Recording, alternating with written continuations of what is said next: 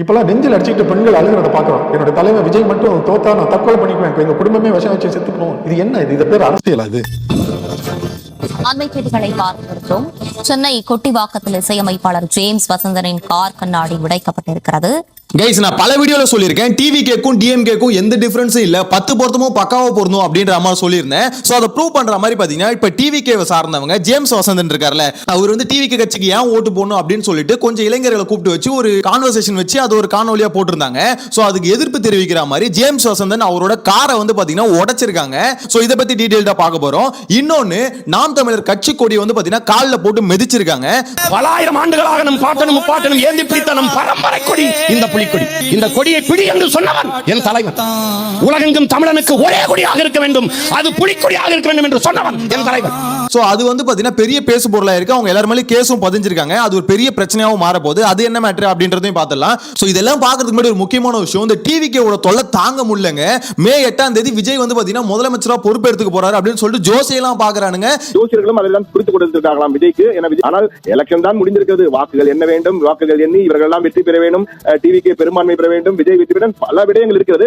ஆனால் இந்த விஜயுடைய வாரியர்கள், அவருடைய ரசிகர்கள், தொண்டர்களுடைய அலப்பறை என்பது இதுவரை தமிழகம் காணாத அளவிற்கு என்று சொன்னார்களே.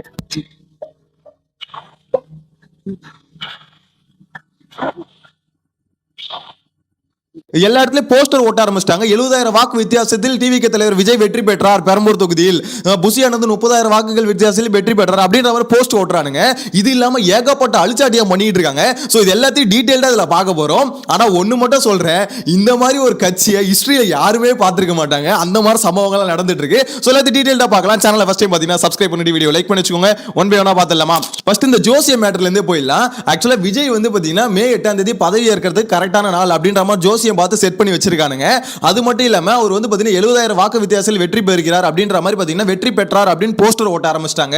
புசி ஆனந்துக்கு போஸ்டர் ஓட்ட ஆரம்பிச்சிட்டாங்க. அமைச்சர்களுக்கான இலாக்காக்கள்லாம் ஒதுக்க ஆரம்பிச்சாங்க. இந்த இலாக்கா கூட விடுங்களேன், ஆனா இந்த மாதிரி அவர் வந்து முதலமைச்சரே ஆயிட்டாரு நம்பி ஒரு பக்கம் பேச மட்டும் தான் செய்யறாங்கன்னு பார்த்தா களத்துல இறங்கி வேலையை செய்ய ஆரம்பிச்சிட்டானுங்க, போஸ்டரே அடிக்க ஆரம்பிச்சிட்டானுங்க. வாக்கு எண்ணிக்கையே தொடங்கவில்லை. அது இன்னும் 9 நாட்கள் இருக்கிறது, 8 நாட்கள் இருக்கிறது முழுமையாக. ஆனால் தற்போதே போஸ்டர் அடித்து ஒட்டி விட்டார்கள். எவ்வளவு வாக்குகள் வித்தியாசம் என்று, 70,000 வாக்கு என்ற அளவிலே வித்தியாசம் என்று போட்டு போஸ்டர் அடித்து விட்டார்கள். அமைச்சரை பட்டியலும் வெளியிட்டு விட்டார்கள். எனக்கு அதை பார்க்கும்போது டேய் யாரா நீங்க, எங்க இருந்து வந்தீங்க அப்படின்ற மாதிரி தான் இருக்கு. ரிசல்ட் மே 4ஆம் தேதி வெயிட் பண்ணா தெரிஞ்சிட போது. இவனுங்க டிசைட் பண்ணிட்டானுங்க, இவரு தான் சிஎம், இவரு தான் சிஎம்னு சொல்லிட்டு பக்காவா டிசைட் பண்ணி என்னென்னமோ பண்ணிட்டு இருக்காங்க அப்படின்ற மாதிரி தான் சொல்லணும். ஒரு லிமிட்டை தாண்டி போயிட்டு இருக்கு பாஸ் அப்படின்ற மாதிரி தான் சொல்லணும். இன்னொரு சைடுல டிவிகே சப்போர்ட் பண்ற இந்த உங்க கட்சி நிர்வாகிகள், அதுக்கு அடுத்து இந்த ஊடகத்துல டிவிகே சார்பா பேசுவாங்க, அவங்களும் பாத்தீங்கன்னா அவர் தான் சிஎம்ங்க, அவள் தான் செட் ஆயிடுச்சுங்க, அவர் தான் சிஎம்னு சொல்லிட்டு இந்த ஃபிலிக்ஸ் எல்லாம் ஒரு முட்டு கொடுக்குறாரு பாருங்க. கொஞ்சம் கூட லாஜிக்கே இல்லாம அந்த மனுஷன் எல்லாம் பேசிட்டு இருக்காரு. அது ஒரு பக்கம் கால கொடுமடா அப்படின்ற மாதிரி போயிட்டு இருக்கு. போற போக்க பார்த்தா வீட்டுக்கு 3 ஓட்டு 4 ஓட்டு இருக்கு உங்களுக்கு. நீங்க எங்க வேணா விசாரிச்சு பாருங்க. யாருக்கு போட்டீங்கன்னா எல்லாம் விசில்றாங்க. பல இடங்களில் நான் சொல்றது அக்ராஸ் த தமிழ்நாடு பல்வேறு இடங்களில் பல்வேறு பூத்துகள்ல விசில் சின்னமே வந்து என்னது அந்த பட்டனே வந்து கீழே வச்சு அந்த அளவுக்கு வரவெல்லாம் விசில் சார் வரவன் எல்லாமே விசிலா அப்புறம் அந்த பட்டன் என்ன சார் ஆகும்? இன்னொரு சில டிவிகேவோட விர்ச்சுவல் வாரியர்ஸ் அவங்க வந்து பாத்தீங்கன்னா இஷ்டத்துக்கு பேசிட்டு இருக்காங்க. மே 4ஆம் தேதி ரிசல்ட் வந்ததுக்கு அப்புறம் அண்ணன் போய் சிஎம் சீட்ல உட்கார்ந்ததுக்கு அப்புறம் பல பேரை கவனிக்க வேண்டியது இருக்குது அப்படின்ற மாதிரி பேசிட்டு இருக்காங்க. அதாவது எடப்பாடி பழனிசாமி நீ கவனிச்சுக்கோ, மு.க. ஸ்டாலின் நான் கவனிச்சுக்கிறேன் அப்படின்ற மாதிரி அவங்களுக்குள்ளே பிரிச்சுக்கிறாங்க. இதெல்லாமே பாத்தீங்கன்னா ட்விட்டர் ஸ்பேஸ்ல பேசிக்கிறாங்க. அதுல இன்னொரு மேட்டர் சொல்றானுங்க, நம்ம அண்ணன் ஜெயிச்சதுக்கு அப்புறம் செலிப்ரேஷன் பண்றதுக்கே டைம் கரெக்டா இருக்கும், நம்ம எங்க இருந்து இவனுங்களை போய் அடிக்கிறது அப்படின்ற மாதிரி பாத்தீங்கன்னா பேசிட்டு இருக்கானுங்க. அதுல வேற சில பேர் சொல்றாங்க இல்ல செலிப்ரேஷன் 2 நாள் கழிச்சு கூட பாத்துக்கலாங்க, ஆனா இவனுங்களை ஃபர்ஸ்ட் அடிச்சிட்டு தான் போகணும் அப்படின்ற மாதிரி சொல்றாங்க. டேய் யாரா நீங்க? ஐயோ எனக்கு வந்து உண்மையிலே ஷாக்கிங்கா இருக்கு. என்ஜாய் பண்ணி அடிக்கலாம். எனக்கு என்னமோ உங்களுக்கு எல்லாம் இப்ப போர் அடிச்சிரும், நீங்க பண்ணவே மாட்டீங்க, செலிப்ரேட் பண்ணவே டைம் கரெக்டா இருக்கும். சந்தானம் சொல்ற மாதிரி தான் முதல்ல மச்சான் நீ கல்யாணத்துக்கு போ, எனக்கு முடிக்க வேண்டிய வேலை இருக்கு, அதுதான் எங்களுக்கு. இந்த கேடு கேட்ட ஊர் கட்டி அடிக்கலாம். அது மாதிரிதான் கிஷோர் நம்ம செலிப்ரேஷன் கூட 2 நாள் கழிஞ்சு கூட பண்ணிக்கலாம். முதல்ல இவனுக்கு அடிக்க இப்படி ஒரு அரசியல் கட்சியை பார்த்ததே இல்ல. ஏன்னா எந்த கட்சியுமே ஜெயிக்கிறதுக்கு வாய்ப்பு இருக்கு, நாங்க தான் ஜெயிக்க போறோம் அப்படின்னு சொல்றது வேற. ஆனா இவர் தான் சிஎம் ஆயிட்டாருங்க, இவர் தாங்க சிஎம் அப்படின்னு சொல்லிட்டு அடுத்த கட்டத்துக்கு மூவ் ஆயிட்டானுங்க. டேய் ரிசல்ட் வரட்டும்டா. இந்த இடத்துல வந்து பாத்தீங்கன்னா அவனுங்க உலகமே தனியா இருக்கு. ஆக்சுவலா டிவிகே சப்போர்ட் பண்ற விர்ச்சுவல் வாரியர்ஸா என்ன வேணா சொல்லிக்கோங்க, டிவிகே சப்போர்ட் பண்றாங்களா அவங்களோட உலகமே தனி உலகமா இருக்கு. சிஎம் சீட்ல உட்கார போறது விஜய் தான் டிசைட் பண்ணிட்டானுங்க. நான் சொல்றேன் டே அப்படி இல்ல, கள நிலவரம் வேறன்னு சொல்றேன். ஆனா டிவிகே சப்போர்ட் பண்றாங்களே இந்த ஊடகத்துல இருந்து அவங்களும் பாத்தீங்கன்னா இதுக்கு முட்டு கொடுக்குற மாதிரி கொஞ்சம் கூட லாஜிக்கே இல்லாம டிவிகே சப்போர்ட்டர்ஸ் ஒரு ரசிகர் மாதிரி அவங்களும் உட்காந்து ஊடகத்துல பேசிக்கிட்டு இருக்காங்க. அதை இவனுங்களும் நம்புறானுங்க. ஆமா உளவுத்துறையில இருந்து பாத்தீங்கன்னா அனந்தஜித் அவருக்கு வந்து ரிப்போர்ட் வந்துருச்சா டிவிகே தான் ஆட்சி அமைக்க போதா. சோ அது வந்து பாத்தீங்கன்னா அவர் வந்து பேசிக்கிட்டு இருக்காரு. எனக்கு ஐஎஸ்ல இருந்தே போன் வந்துச்சு, நீங்க வாங்க பேசுவோம். ஐஎஸ்னா காவல்துறையோட உளவு பிரிவு. உளவுத்துறை ரிப்போர்ட் வந்திருக்கீங்க. நீங்க என்ன சொல்லுது உளவுத்துறை ரிப்போர்ட் சொல்லுங்க. திமுக வாஷ் அவுட் அப்படின்னு சொல்லுது. எனக்கு இதெல்லாம் பார்க்கும்போது ரொம்ப புதுசா இது ஒரு மாதிரி தினுசாவும் இருக்கு அப்படின்ற மாதிரி சொல்லணும். எனிவேஸ் இதுக்கு அப்புறம் முக்கியமான matter James Vasanthan music director. So இவரோட காரை வந்து உடைச்சிருக்கானுங்க. சோ அது உடைச்சதுக்கான காரணமா அவர் என்ன சொல்றாருன்னா இந்த மாதிரி தற்கூரிகள் தான் உடைச்சிருக்கு அப்படின்ற மாதிரி சொல்றாரு. ஏன்னு பாத்தீங்கன்னா நேத்து வீடியோல கூட சொல்லியிருந்தேன், ரீசெண்டா அவர் போட்ட ஒரு வீடியோ வந்து பாத்தீங்கன்னா பயங்கர வைரல். அதாவது டிவிகே சப்போர்ட் பண்றவங்க டிவிகே ஓட்டு போடணும்னு நினைக்கிறவங்களை கூப்பிட்டு உட்கார வச்சு போட்டு போலன்னு பொழந்திருந்தாரு. விஜய்க்கு எதுக்காக ஓட்டு போடுற, அவர் தூய்மையான அரசியல் பண்ண போறாரு, தூய்மையான அரசியல் பண்ண போறவர் எதுக்கு திருப்பி இத்தனை குற்றவாளிகளை உள்ள வச்சிருக்காரு அப்படின்ற மாதிரி கேள்வி கேட்டாரு. சோ இந்த மாதிரி பாத்தீங்கன்னா லாஜிக்கா எடுத்து அடின்னு அடிக்கவும் ஆப்போசிட்ல இருக்கவங்களால பேச முடியல. இந்த வீடியோ வந்து பயங்கர வைரலா போயிட்டு இருந்தது. தருதலைகளின் வேலையா தற்கூரிகளின் வேலையா என தெரியவில்லை எனவும் அவர் தெரிவித்திருக்கிறார். அண்மை செய்திகளாக தற்போது பார்த்து வருகிறோம். சென்னை கொட்டிவாக்கத்தில் இசையமைப்பாளர் ஜேம்ஸ் வசந்தனின் கார் கண்ணாடி உடைக்கப்பட்டிருக்கிறது. இப்ப நான் ரீசெண்டா இன்னொரு வீடியோ கூட ஒன்னு பார்த்திருந்தேன். ஒரு மனுஷன் வந்து பாத்தீங்கன்னா லண்டன்ல இருந்து வந்து டிவிகே வந்து ஓட்டு போட்டு போயிருக்காரு. 1.5 லட்சம் ரூபாய் செலவு பண்ண அப்படின்ற மாதிரி சொல்றாரு. அவர் ஓட்டு போட்டுட்டு போனதுக்கு அப்புறம் தான் அவர் தெரிஞ்சிருக்கு இந்த ஏடிஆர் ரிப்போர்ட் ஒன்னு ரிலீஸ் பண்ணிருந்தாங்களே, டிவிகேவோட வேட்பாளர்கள்ல 231 பேர்ல 43 பேர்ல கடுமையான குற்ற வழக்குகள் இருக்கு. இதை பார்த்தோன்னா அந்த மனுஷனுக்கு சாக் ஆயிட்டு இருக்கு. இந்த கட்சிக்காக இவ்வளவு செலவு பண்ணி நான் வந்து ஓட்டு போட்டு போனேன்னு. எனக்கு என்னன்னா லண்டன்ல இருந்து வர தெரிகிற உனக்கு இந்த இடத்துல யாரு வேட்பாளரா நிக்கிறாங்க, அந்த கட்சி என்னென்ன சொல்லுது அப்படின்னு பார்த்துட்டு வர தெரியலையா? ஆக்சுவலா இதுதான் பாத்தீங்கன்னா தமிழ்நாடு ஃபுல்லா நடந்துகிட்டு இருக்கு. பிளைண்டா விஜய்ன்ற ஒரு நபருக்கு அந்த ஃபேஸுக்கு மட்டும் நான் போய் ஓட்டு போடுறேன், அவர் நல்லா டான்ஸ் ஆடுவாருங்க, அந்த பின்னாடி வீடியோல ஆடுறாருல அந்த மாதிரி நல்லா டான்ஸ் ஆடுவாரு, அதனால போய் அவருக்கு ஓட்டு போட்டுறேன். அவர் நல்லா நடிப்பாரு, சுறா படத்துல சூப்பரா நடிச்சாரு, அதனால போய் அவருக்கு ஓட்டு போட்டுறேன். இப்படி பிளைண்டா போயிட்டு இருக்காங்க. மத்தபடி விஜய்க்கு இதை தவிர வேற எந்த காரணத்துக்காக நீங்க ஓட்டு போறீங்க அப்படின்னு கேட்டீங்கன்னு வச்சுக்கோங்களேன், பாயிண்டே இருக்காது அவங்க கிட்ட. ஏன்னா டிஎம்கேல எதெல்லாம் தப்புன்றாங்களோ அதெல்லாம் இவரும் பண்ணுவேன்றாரு. புரியுதுங்களா? டாஸ்மாக டிஎம்கே வச்சு தமிழ்நாட்டை சீரழிக்குது அப்படின்னு சொல்றோமா, அதை தான் விஜயும் பண்ணுவேன்றாரு. ஏன்னா டாஸ்மாக மூடுவோன்னு அவரும் சொல்லல. அதே மாதிரி பாத்தீங்கன்னா இலவசங்களுக்கு கொடுத்து மக்களை வந்து பாத்தீங்கன்னா ஏமாத்துதுன்னு சொல்றோமா, விஜயும் சொன்னவர் தான். அதுதான் பாத்தீங்கன்னா இவரும் பண்றாரு. ஒரே ஒரு விஷயத்தை சொல்றாங்க, ஒரு சேஞ்ச் வேணும் அப்படின்றது. சேஞ்ச்னா எது? அடிப்படை மாற்றம் தான் அங்க சேஞ்ச். இந்த இடத்துல ஸ்டாலின் போட்டோ எடுத்துட்டு விஜய் அவர் போட்டோ வச்சா அது சேஞ்ச் கிடையாதுங்க. டேய் உங்களுக்கு திருப்பி அதே தாண்டா கிடைக்க போகுது, அதே இலவசங்கள். விஜய் அனௌன்ஸ் பண்ணிருக்காங்க அந்த இலவசங்கள், அதுக்கு வந்து பாத்தீங்கன்னா 12 லட்சம் கோடி தேவைப்படுமா?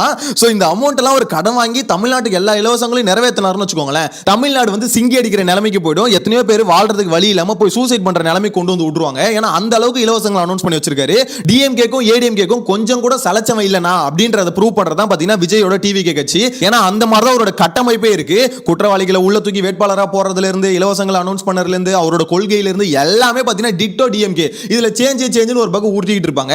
சோ இந்த மேட்டர் வந்து பாத்தீங்கன்னா ஜேம்ஸ் வசந்தன் உட்கார்ந்து ஒரு மாதிரி பேசி இந்த வீடியோ வைரல் ஆயிடுச்சுங்க. இதனால என்ன பண்ணிட்டானுங்க, அவர் ஒரு ஹோட்டல்ல போய் வெளியே கார் நிப்பாட்டிட்டு உள்ள போயிருக்காரு. வெளியே வந்து பார்க்கும்போது பாத்தீங்கன்னா கார் கண்ணாடி உடைச்சிட்டு இருக்கானுங்க. அவர் எடுத்து வீடியோவை போட்டிருக்காரு. சமீபமா அண்மையில நான் அந்த தேர்தலை ஒட்டி சில கட்சிகளை குறிப்பாக தாவேகாவும் விஜயை நான் கடுமையாக நேரடியாக விமர்சித்தது உண்டு. அதுல யாராவது எரிச்சல் அடைந்து அவர்கள் பண்ணியிருக்கலாங்கன்றதை நான் யூகிக்க தான் முடியும். அது யாரும் தெரியல. காவல்துறை விசாரணையில் அது யாரும் தெரிந்த பிறகு அவர்களுக்கு நம்ம சொல்ல வேண்டிய அறிவுரையை நிச்சயமாக நான் சொல்லுவேன். சோ அந்த அளவுக்கு டிஎம்கே பாலிடிக்ஸ் தான் டிவிகேவும் கையில் எடுக்குது. அதாவது ஒரு வன்மத்தை கையில் எடுப்பாங்க டிஎம்கே. எப்படின்னா உங்களுக்கு அகைன்ஸ்டா நீங்க ஒரு கருத்தை வச்சீங்கன்னா திருப்பி வந்து பாத்தீங்கன்னா எதிர்கருத்து வைக்க மாட்டாங்க. அதை விட்டுட்டு தாக்குதல்ல ஈடுபடுவாங்க. அதை தான் பாத்தீங்கன்னா டிவிகேவும் பண்றாங்க. ஏன்னா டிஎம்கே கிட்ட திருப்பி வாதாடுறதுக்கு பாயிண்ட் இருக்காது. டிவிகே கிட்ட இப்ப சேம் டிட்டோ அதே தான். இவங்க கிட்ட திருப்பி வாதாடுறதுக்கு பாயிண்ட் இல்லாதனால இந்த தற்கூரிகள் என்ன பண்றானுங்க, போயிட்டு கார் கண்ணாடி உடைச்சிடறானுங்க. நான் இந்த வார்த்தை யூஸ் பண்ணக்கூடாதுன்னு நினைப்பேன், இந்த தற்கூரிகள்ன்ற வார்த்தை யூஸ் பண்ணக்கூடாதுன்னு நினைப்பேன். ஆனா இவங்க பண்றதெல்லாம் அப்படிதானே இருக்கு. இந்த நாம் தமிழர் கட்சி கொடியை போட்டு பாத்தீங்கன்னா காலில் போட்டு மிதின்னு மிதிச்சிருக்கானுங்க. ராவண மவண்டா அப்படின்னு பாட்டை போட்டு அது ரீல்ஸா போட்டுட்டு இருக்கானுங்க. டேய் இது எவ்வளவு பெரிய தற்கூரித்தனம்டா அப்படின்ற மாதிரி தான் சொல்ல தோணுது. யோசிச்சு பாருங்களேன், கொஞ்சமாவது உனக்கு பேசிக் காமன் சென்ஸ் இருக்கா? ஒரு கட்சியோட கொடி, அது மட்டும் இல்லாத என்ன கொடி, சீமான் வந்து பாத்தீங்கன்னா அவரு டிசைன் பண்ண கொடி இல்ல அது. அந்த புலி கொடின்றது சோழர்கள் வச்சிருந்த கொடி. அது மட்டும் இல்லாம ஈழத்துல பிரபாகரன் அவர் ஏந்தின ஒரு கொடி. சோ அந்த கொடியை வந்து காலில் போட்டு மிதிச்சு அதை ரீல்ஸா எடுத்து பெருமையா போட்டுக்கிட்டு சுத்துறானுங்க. இப்ப நாம் தமிழர் கட்சி சைடுல இருந்து ஆக்ஷன் எடுக்க ஆரம்பிச்சிட்டாங்க, கம்ப்ளைண்ட் ஃபைல் பண்ணிட்டானுங்க. அவனுங்களை தேடிட்டு இருக்காங்க, அவனுக்கு வந்து அப்ஸ்காண்ட் ஆயிட்டு இருக்கானுங்க. எதுக்கு உங்களுக்கு தேவையில்லாத வேலை? கையில மாட்டினீங்க தர்மடி வாங்குவீங்க, அது வேற விஷயம். இருந்தாலும் சொல்றேன், எதுக்கு உங்களுக்கு தேவையில்லாத வேலை? கேஸ் வாங்க போறீங்களா இப்ப தேவையில்லாம? ஊர்ல தான் நின்று பேசிட்டு இருக்கிறேன். தற்கொலைகள் கற்றுக்காங்க. இன்னைக்கு வந்து எஸ்பி கிட்ட வந்து கம்ப்ளைண்ட் வந்து கொடுக்கிறது. ஏன்டா உங்க அண்ணன் விஜய் இருக்காருல்ல, அவரே கேஸ் வாங்குறதுக்கு பயந்துகிட்டு சுத்திட்டு இருக்காரா? அவர் மேல கேஸ் இருக்கு. அந்த கரூர்ல அத்தனை பேர் இறந்ததுக்கு அப்புறமா அவர் மேல கேஸே இல்லடா. அது கேஸ் இல்லாதப்பதான் பாத்தீங்கன்னா வழிகளை தாண்டி வந்தேன்னு சொல்லிட்டு கதறிட்டு இருக்காரு. கேஸ் போட்டா அவர் எப்படி கதறாருன்னு யோசிச்சு பாரு. உங்க அண்ணனே நாசுக்கா எல்லா இடத்துல இருந்து எஸ்கேப் ஆயிட்டு இருக்காரு. ஆனா நீங்க தேவையில்லாம இப்படி வாண்டடா வந்து கேஸ் வாங்கிட்டு போயிட்டு இருக்கீங்களா அப்படின்ற மாதிரி சொல்ல தோணுது. நிறைய பேர் லைஃபை தொலைச்சிட்டு இருக்காங்க. இல்ல இருக்க டிவிக்கு சப்போர்ட் பண்றவங்க வந்து கிட்டத்தட்ட பைத்தியமா ஆயிட்டு இருக்காங்க அப்படின்ற மாதிரி சொல்ல தோணுது. ஒரு பொண்ணு அவங்க அப்பாவை போய் கடிக்க போகுது, அப்படியே வெறி நாய் மாதிரி கடிக்க போகுது. எனக்கு என்னடா நடக்குது தமிழ்நாட்டுல? இவங்க எல்லாம் எங்கடா இருந்தீங்க? ஒரு மாதிரி புதுசா இருக்குங்க. இது அரசியல் மாதிரியே இல்ல.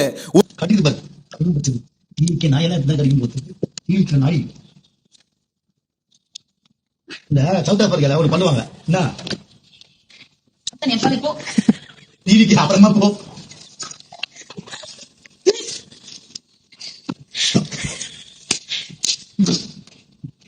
போய் பிள்ளைய பெத்தப்பாரு நீங்க சாக்லேட்ல குத்தல சாக்லேட் ஸ்வீட்டா குத்தல எல்லாத்துக்கும் வெஸ்ட் கொடுத்துருப்பாங்க. ஒரு மாதிரி இது என்ன கூட்டம்னே தெரியல. ஒரு மாதிரி தினுசான ஒரு கூட்டமா இருக்குது. அவங்க வாழ்ற உலகம் ஒரு தனி உலகம். அந்த உலகத்துல ஆல்ரெடி விஜய் வந்து சிஎம் ஆயிட்டாரு.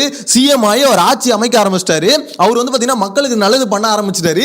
இது எல்லாமே ஆல்ரெடி நடக்க ஆரம்பிச்சிச்சு. இந்த மாதிரி ஒரு உலகத்துல ஆல்ரெடி இவனுங்க வாழ ஆரம்பிச்சிட்டானுங்க அப்படின்றதான் உண்மை. உண்மையிலே சொல்றேன், ரொம்ப ரொம்ப ஆச்சரியமா இருக்கு. இப்படி பீப்புள்ஸ் வந்து தமிழ்நாட்டில் இருக்காங்க அப்படின்றது ஆச்சரியமா இருக்கு. டிஎம்கே ஓட்டு போறவங்கள ஊபிஎஸ் காசுக்கு எனக்கு காசு தேவைப்படுது, டிஎம்கே அதை கொடுக்குது, அதனால ஓட்டு போடுற அப்படின்ற மாதிரி சொல்லுவானுங்க. இது வந்து பாத்தீங்கன்னா அதையும் தாண்டி ஒரு மாதிரி ரசிக வெறி. விஜய்ன்ற ஒரு ரசிக வெறியில வந்து இவ்வளவும் பண்றது. அப்படி என்ன வெறி? அவர் சினிமா ஒன்னும் அந்த அளவுக்கு பாத்தீங்கன்னா ஒரு மாதிரி தமிழ் பற்றியும் தேச பற்றியும் ஒன்னும் உள்ள ஊத்து இல்லையே. அவர் வந்து பாத்தீங்கன்னா ஜாலியா டான்ஸ் ஆடிட்டு பாட்டு பாடிட்டு இப்படி தானே போயிட்டு இருந்தாரு. அந்த படத்தை பார்த்துட்டு ஏன்டா இப்படி பைத்தியமா சுத்துறீங்க? இந்த இடத்துல கேரளால தான் சினிமா இருக்கு, கர்நாடகால சினிமா இருக்கு, எந்த ஸ்டேட்லயும் இப்படி ஒரு மனநிலை இல்லையே. ஆனா இதுக்கு ஒன் ஆஃப் தி காரணம் யாரும் பாத்தீங்கன்னா டிஎம்கே தான், டிஎம்கே ஏடிஎம்கே தான். ஏன்னா இந்த ரெண்டு கட்சிக்கு தான் பாத்தீங்கன்னா தமிழ்நாட்டுல இந்த மாதிரி இளைஞர்கள் வந்து சீல் வச்சிருக்கு. ஆக்சுவலா யோசிச்சு பாருங்களேன், எஜுகேஷன் சிஸ்டம் ஏதோ ஒரு இடத்துல சொதப்பி இருக்கு. ஒரு கரெக்டான ப்ராப்பரான எஜுகேஷன் கரெக்டா இருந்திருந்தா இந்த அளவுக்கு பாத்தீங்கன்னா சினிமா மோகம் வந்து வந்திருக்காது. ஏதோ ஒரு இடத்துல இந்த ரெண்டு கட்சிகளும் சொதப்பந்தால தான் பாத்தீங்கன்னா இந்த அளவுக்கு பாத்தீங்கன்னா தமிழ்நாட்டுல யங்ஸ்டர்ஸ் இவ்வளவு மோசமா வெறி பிடிச்சு சுத்துறாங்க அப்படின்ற மாதிரி தான் சொல்ல தோணுது. மக்களை கட்ட போறா ஆட்சி மக்களை கட்ட போறா தளபதி வருவார் தளபதி முதல் வசந்திட கோடி மக்கள் வசந்திட வசந்திட தலைவா பைத்தியாரா என்ன கிருக்கமாடா நீ? அதாவது இந்த மாதிரி ரசிக வெறியை சொல்றேன். இது எந்த ஆக்டருக்கு இந்த மாதிரி ஃபாலோ பண்ணாலும் தப்பு தான். அந்த கூட்டத்தை பார்த்தீங்கன்னு வச்சுக்கோங்களேன், விஜய் போன கூட்டத்தில் அவங்க இந்த கூட்டம் ஒரு மாதிரி அலமோதுல அதை பார்க்கும்போது நம்மளுக்கு கஷ்டமா இருக்கு. செத்துருவானுங்க, மூச்சு முட்டும் அந்த அளவுக்கு அடிச்சுக்கிட்டு ஒரு செல்ஃபி எடுத்து அதை போடுறதுக்கு வந்து பார்த்தீங்கன்னா அப்படி ஒரு இது வந்து பார்த்தீங்கன்னா ஒரு பிரச்சாரத்தில் ஒவ்வொரு பிரச்சாரத்திலையும் அப்படிதான் இருந்தாங்க.